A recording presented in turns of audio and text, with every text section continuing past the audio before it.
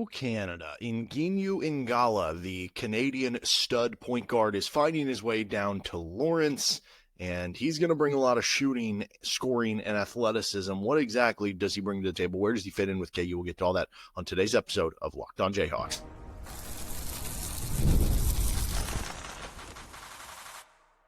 You are Locked On Jayhawks, your daily podcast on the Kansas Jayhawks.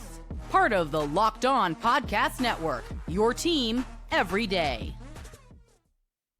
What's going on? Bonus episode of Locked On Jayhawks. I'm Derek Johnson at DJohnsonRadio Radio on Twitter, and this is Locked On Jayhawks. Thanks for making it your first listen every day, or in this bonus case, your second listen every day. Thank you to everydayers catching each and every one of our shows, and the overtime workers, right? Overtime is tax-free, so thank you for putting in overtime and grabbing your second listen today, anywhere that you get your podcast, including on our YouTube page. It's a commitment episode because Nginyu Ngala, the transfer from Canada, the point guard who is an experienced player, he's in his mid-20s, he can shoot the three ball, and becomes an interesting addition in an offseason of a lot of interesting additions and international additions for KU. So we're going to get into his game and what he brings to the table, how he fits in with KU on today's episode of the show. Let's start right there, though. You can see it from himself if you're watching on YouTube. Here's his tweet. He is at G_J4. He said, Jayhawk Nation, let's get it. Rock chalk, #committed. And it has a picture of him rocking the KU uniform. I do believe he might have visited recently within the last couple of weeks. I don't know. But he's originally from Quebec, Canada. And he goes by, it's Gee. So I don't know if it's pronounced G or if it's pronounced Gee. Now, I'm wondering if it's Gee because it could be Nginyu, but it could be Nginyu. And maybe it's Gee for short. So I don't know. We'll wait and see on where that goes. But again, originally from Quebec, Canada, probably speaks French. That's the primary language in Quebec. He's been playing in U Sports. What is U Sports? No, it is not like esports. U Sports is essentially the Canadian version of the NCAA. He's been playing there for the past 5 seasons, 5 years, I guess you would say, but 4 seasons. Unlike the U.S., I don't think Canada actually played during the COVID season. At least he didn't play any games during the COVID season. So maybe it's possible he redshirted, but I just think Canada didn't play in the COVID season, unlike the U.S. So really he had 5 years of college basketball that was really over 4 seasons of play. And so he's coming to KU. He will have, I believe, 1 year of play based on his age. So he was a member of, and this is, so KUSports.com, Henry Greenstein posted this. He said, a graduate of English language Vanier College in Montreal. Students in Quebec attend college prior to university. So that means you go high school, then you do college, which almost becomes like prep school then, and then you do university. So that's why he is 26 years old. And that's mentioned in the story, because if he had 5 seasons of college basketball and he had 3 seasons of college before, I guess, university basketball different than college basketball there. It's a very weird kind of thing that happened. But he started his university basketball, U Sports career in Canada at Dalhousie, which is consistently a very solid Canadian program. And 2020 to 2024, he had 3 seasons of play. He earned an all-rookie team, an all-conference first team, and then an all-conference tournament team over his time, so won some awards. Then this past season, he played for Laurentian, which he earned 3rd team all-league in their conference and earned the school's male athlete of the year. So that probably tells you, what they thought of him. If you win a school's male or female athlete of the year, it's not just about performance, which he clearly, had and was a good player. It also probably tells you that, you're a good person, or you're a good dude, or people like hanging out with you, right? That's kind of an invaluable skill to come over to a team, especially in a situation where he's coming over to Kansas, where he's coming over a little later in the game, right? And it's okay, are you going to mess with the locker room vibe? Well, if you're seen as a good dude and people like you, that's going to be easier to get along. And then also it's what if he does end up being, 10th or 11th man where he's not part of the rotation? Is he going to cause a stink in the locker room? Well, again, if you have somebody who is seen as a good locker room dude, then you don't have to worry about that as much, right? And I think based on how, because you could say, okay, are we sure Kansas is going to get this kid eligible? He's 26 years old. Are we sure this is going to happen? Well, I think based on how KU was handling other international recruits, they wouldn't have accepted a public announcement for this of a commitment unless they knew they could get the player eligible with the NCAA. So like there was rumor, there was scuttlebutt that like Bryce Dessert from France, the center, had committed to KU, but it didn't become like public because they didn't think they could, like they weren't sure if they could get him eligible. And then they figured out that, hey, we don't think we can get him eligible, so we're moving on. And so you don't want that commitment to come out and get everybody's hopes up, and then all of a sudden you can't actually bring him on, right? So based on how KU was operated, I think if this is public, I'd imagine it'll be the same rule that's allowing for guys, at the NAIA level, at the JUCO level, at the D2 level, to kind of have that extra year at the NCAA based on their ability to make NIL over a season. And speaking of, international recruits that KU is bringing on, this certainly adds some more flavor to KU from all over the globe, which is kind of cool. You have somebody from Canada now. You have, obviously, with both Flory Badunga and Paul Mbia being from Africa in the Republic of Congo. You have players from, all over the U.S. in different states, right? I think Trey White is from, Texas, and then you've got players from, maybe up north or like the east or something like that, right? Like Melvin Council is from the Northeast with like New Jersey.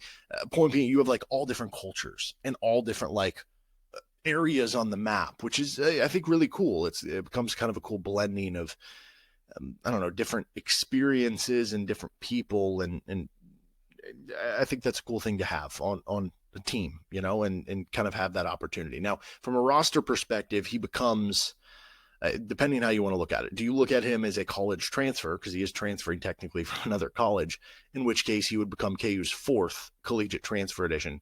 Or do you count him as an international pickup, where he would be the second as an international pickup, joining Paul Mbia for this year's team, right?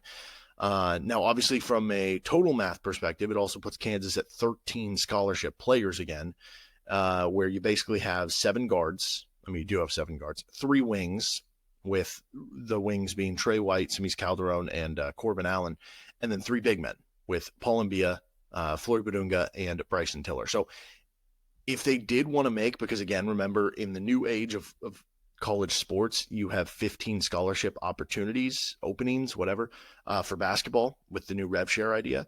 Kansas is playing with 14 because of the self-imposed stuff, which I, again, think that if we made all this stuff legal, why should they still self-impose it? But they're not going to go to 15 anyway, so it wouldn't matter. But they do have a spot open if they want it. I think it would make some sense still to maybe add another big man. You only have 3 big men, right? Like, wouldn't you like to add another one? At the same point in time, it would probably have to be a special circumstance like this one for someone who would more so just be kind of a body, would be coming in late, and would need a lower NIL or rev share. I don't know what it would be at this point, figure, because there's probably not much left over to be able to work with that, right? So it has to be the special circumstance of a player kind of overlapping all of those things and still available and still wanting to, come to school and make that happen in like 3 weeks, 4 weeks time, whatever it is. So this could very much be it for the roster. And I know I said that after Paul Mbia and Cole Rosario. Now, to be clear, I've never, posed to be like a scooper, for instance. Like I like to do analysis. I don't need to be whatever. But like, point being, the transfer of Noah Shelby happened, and that's what opened this back up. And I think it's easy to connect the dots and say this is your Noah Shelby replacement, right? A bench guard who's a little bit older and can be a veteran and can shoot threes, whether it's a specific game situation or late in the game where the game's out of reach, or, if he is hot, then maybe he can get a little more playing time that game, or, just for practice, just for scout team, just having another, good scout player is going to be a good dude in the locker room, right?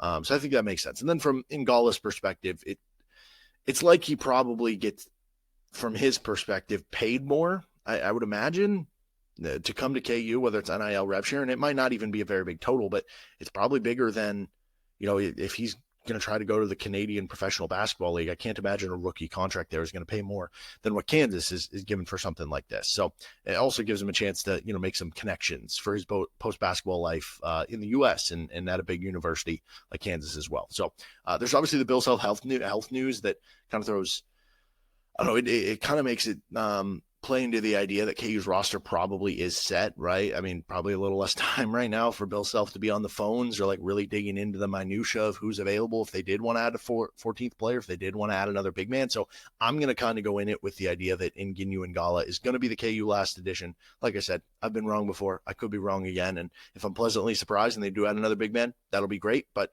as it stands, KU's roster looking pretty good, 13 deep. And I like this addition for KU. So let's get more into his game, his stats, what he brings in, and what the possible role could be for KU.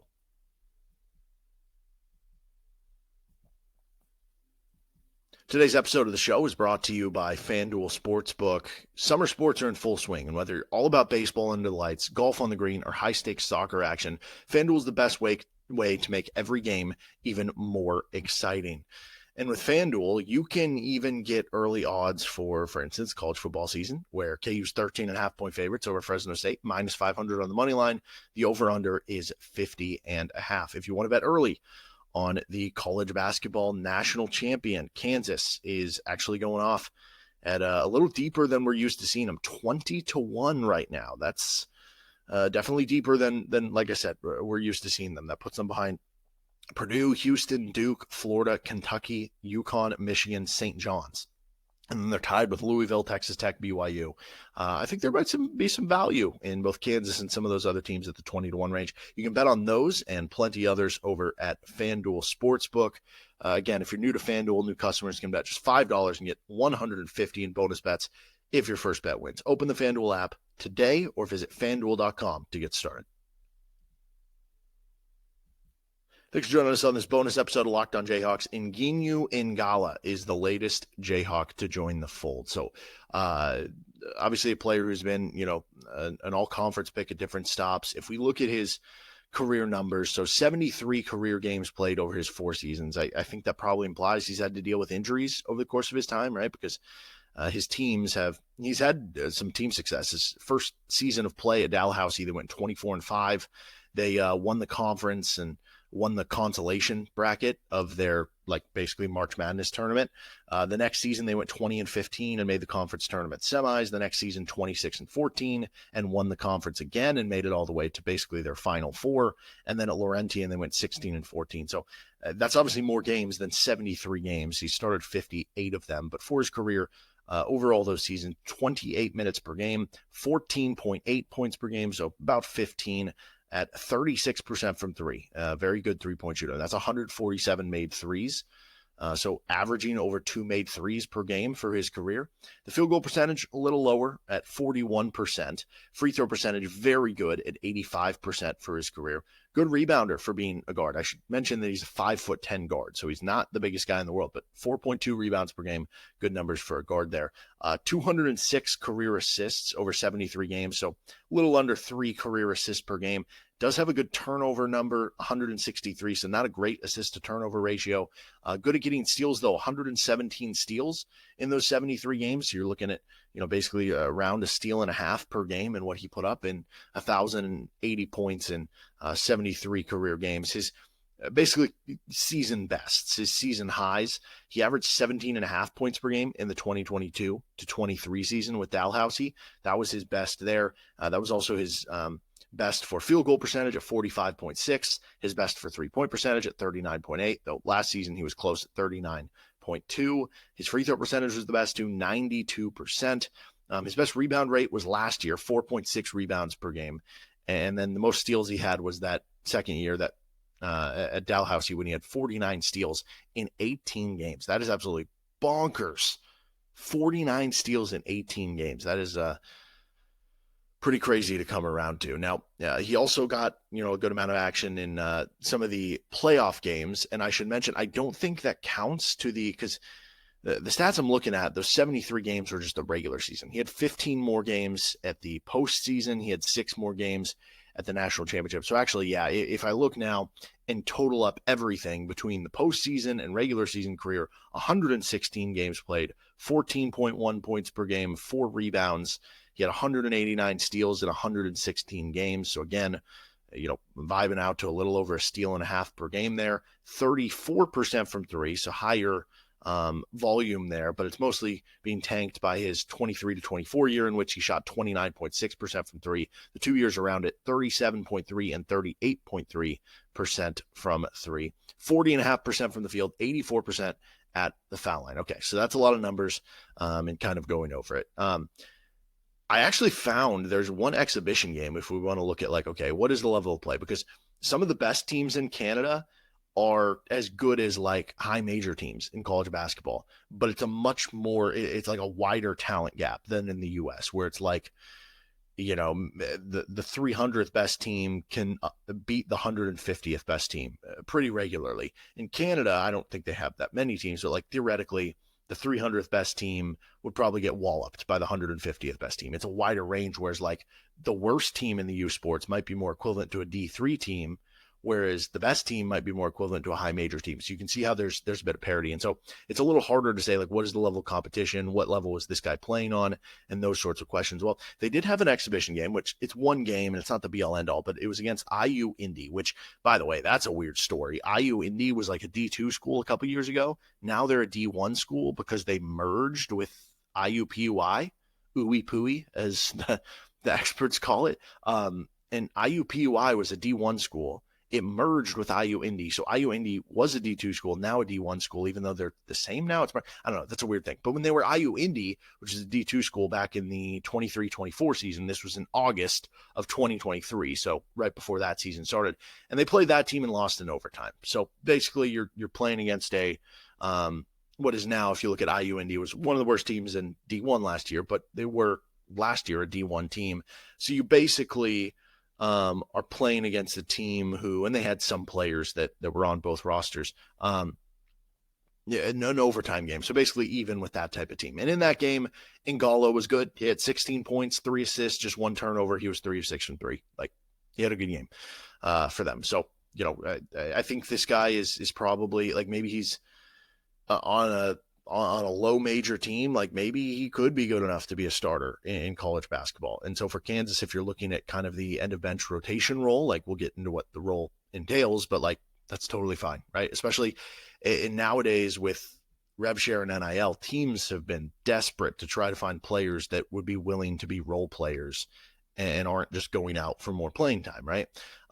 When you watch some of the highlights, you can see on the scouting report, in addition to some of the stats that back some of this stuff up, very quick guard, very athletic, very speedy. When Bill Self, like, honestly, there's a little bit of, I think the natural comp is probably going to be Diggy Coit, because you just had this smaller guard last year who can chuck from 3.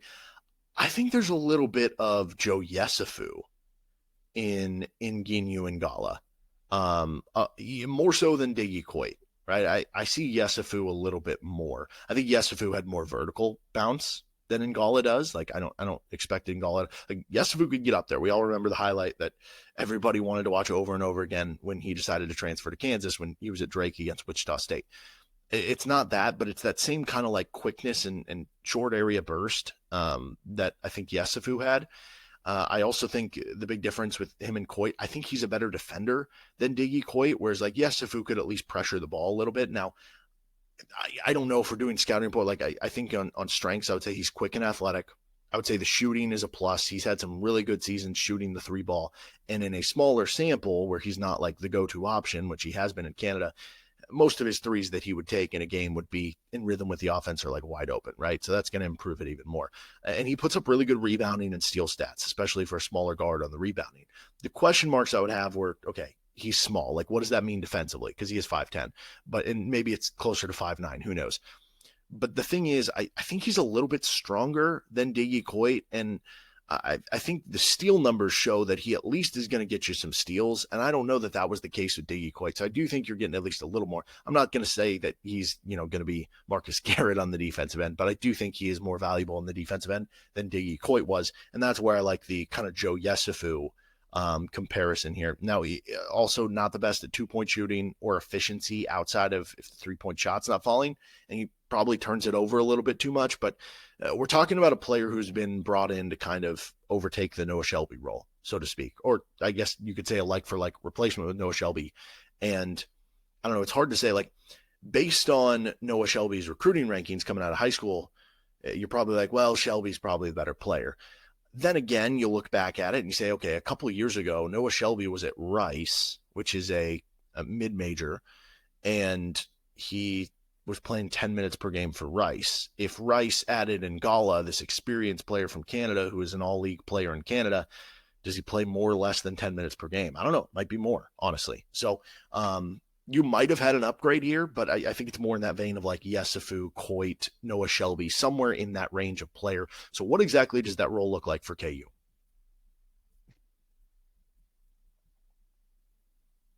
Thanks for joining us on this bonus episode of Locked on Jayhawks. Nginyu Gee Ngala is officially a Jayhawk committing from Canada. This was a fun quote that Bill Self gave earlier in the week. We talked about it. Thank you, Everydayers, if you already caught our show. He said, in my opinion, needs to be a guy, this was on Making Another Edition, that can at least run a team, play point, maybe have some experience, shoot the ball. But if something were to happen and somebody were to go down, just as an insurance policy as well, so we're hopefully looking to get something done with that, right? Hypothetically, if you had another Elmarko Jackson situation where somebody goes down and all of a sudden more minutes open up at the guard position, boom. Like, for instance, if Elmarko Jackson would have been healthy on last year's team, how much does Diggy Coit play? Is he even part of the fringe rotation where it's like some games he was getting more minutes than other games? Is he even getting those opportunities if Elmarko's healthy? And that's how it kind of is with Ngala. He's in that kind of role that Diggy Coit was last year, except hopefully there's no injuries in front of him. I think that's kind of the idea here. But, needs to be a guy that can at least run a team, okay? He's done that in the past with Canada. Play point. He's done that. Maybe have some experience. He's 26 years old. Shoot the ball. He's had some really good seasons shooting the 3-ball, right? So there's a lot that you kind of look at there. I think the ceiling role is that he comes in and he is such a good locker room guy in the same way that, I think the Kansas staff and other players really did appreciate Diggy Coit and the hard work that he kind of put in behind the scenes to get the most out of what he could possibly be. And so if Ngala does all that, but he's a little bit better defensive version of him, maybe he's not as good of a 3-point shooting version of him. And maybe, there is an opportunity to, I don't know, be that fringe rotation type of guy who it's like some games you're playing a little bit more based on if you're hitting shots or based on the matchup. Does the other team have a lot of little guards and you're helping pressure the ball? I think the floor outcome is just, you're not really on the floor much. You're the 11th man. You're behind Jamari McDowell.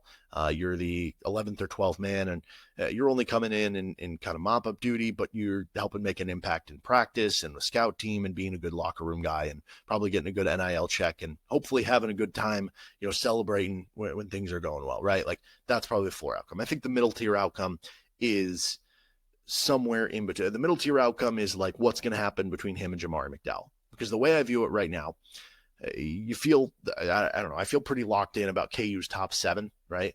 When you look at the 4 guards that I feel like are going to be in the rotation for sure, with Darryn Peterson, Elmarko Jackson, Melvin Council, and Jaden Dawson. You look at Trey White on the wing. You look at Floyd Woodon get the starting center. You look at your backup center, Paul Mbia possibly, most likely, I think. And then you look at having, one of those bench guards that we mentioned earlier with Dawson, Elmarko, or Council, with one of them coming off the bench and the other 2 starting. So there's your 7 players, right? And then who becomes the 8th man? Is it Cole Rosario? Is it Simi's Calderon? Is it Bryson Tiller? Is it dependent on the matchup? Do you need to go 2 bigs? Do you need a bigger wing? Do you need more 3-point shooting? Because those are all different answers, depending which one you want to go with. And then it's a competition, I think, between McDowell or Ngala for, okay, if you need another ball handler, you need another shooter, you need somebody out there who's going to probably hustle and try to pressure the ball. Then you're up next for spot minutes. You're up next for spot duty. And so that's kind of where this lies. And so maybe in a situation where, like, what if Cole Rosario is the 8th man? And what if KU is like, you know what, we really want to steer into, we're just going to continue to play a ton of guard minutes. Then maybe you can get a handful of minutes here or there. But I do think this is, like I said, I think the comp here to me is Joe Yesufu in a little bit of a Diggy Coit role, but the Diggy Coit role, what it would have been if Elmarko Jackson wouldn't have been injured. That's kind of how I view all this. But you're making a 13th edition at this point in time. You don't need it to be a superstar. So this is a great pickup for KU, right? Because there's not a lot of expectations. And if it turns out to something that makes a positive impact on the court, even better. But if worst case scenario, you just strengthened your depth, you added another insurance policy, and you added a guy that is liked in the locker room and that can give you a good look in practice. Because, how many good shooters are you going to have on the scout team? If Cole Rosario ends up being part of the rotation and he's not part of the scout team, who are the best shooters on the scout team? And you need that in practice, right? There's a lot to like here. And I think, honestly, like, if KU didn't have so many guards, I feel confident are going to be part of the rotation and are going to be good players. Like, there may be a world where I'd be talking myself into Ngala being, the eighth man or being part of the rotation for KU, because I really do like his game and what he could possibly bring for KU. So like this edition overall for Bill Self and for KU and the rest of the coaching staff. All right, that'll do it for this bonus episode of Locked On Jayhawks. You can find our show anywhere you get your podcast, including on our YouTube page, where you can like and subscribe to the show. See you next time for another edition of Locked On Jayhawks.